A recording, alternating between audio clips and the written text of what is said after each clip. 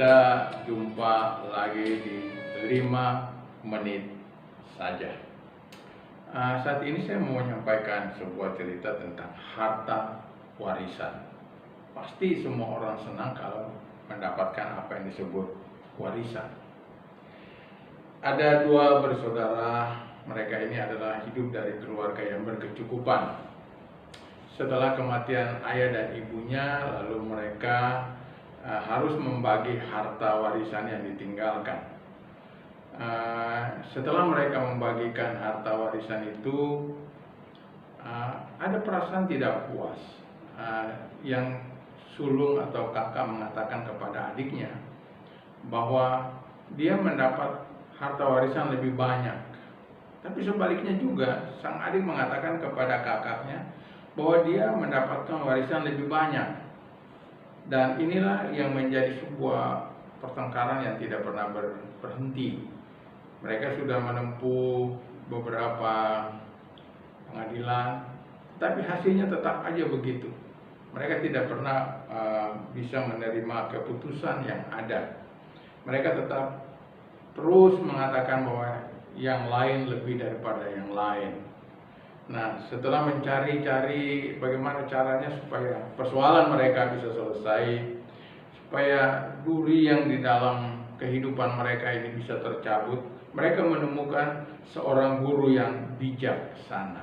Nah, kedua bersaudara ini datang menghadap kepada orang ini dengan harapan bahwa dia bisa menyelesaikan persoalan mereka. Sudah lama mereka selalu mencurigai satu dengan yang lain. Lalu sang bijak atau guru ini mengatakan apa menjadi persoalan. Yang kakak mengatakan dia mendapatkan warisan yang lebih daripada saya. Adik juga mengatakan begitu. Jadi kemudian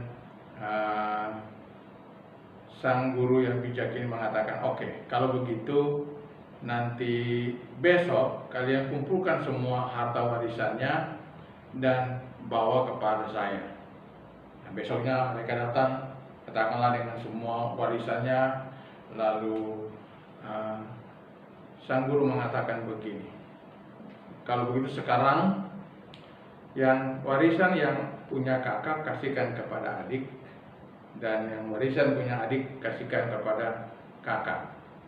Nah, jadi mereka istilahnya merasa menukarkan warisan mereka satu kepada yang lain. Karena tadi mereka mengatakan kamu lebih banyak dari saya dan sebaliknya.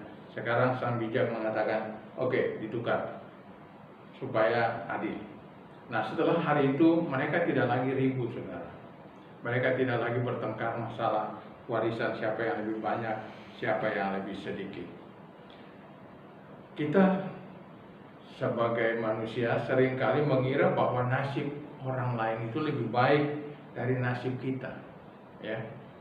Seringkali kita merasa bahwa orang lain lebih diberkati Tuhan daripada kehidupan kita sendiri, ya. Kita merasa bahwa orang lain itu lebih daripada kita.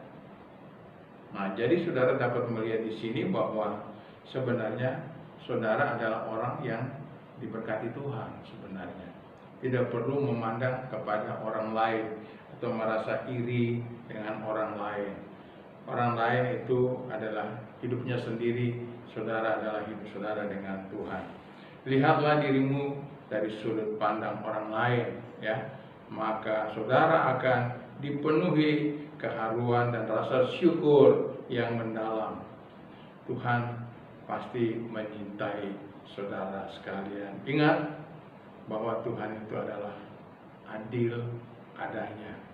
Dia tidak akan memilih siapa yang menjadi anak emas atau siapa yang akan ditolaknya. Semua kita sebagai anak-anak Tuhan, kita selalu diberkati oleh Tuhan sama dengan orang lain. Jadi jangan mengira orang lain lebih diberkati dari saudara. Bersyukurlah dengan apa yang sudah ada pada hidup kita sendiri. Kiranya Tuhan memberkati Bapak Ibu, saudara-saudara sekalian, ya. Tuhan memberkati.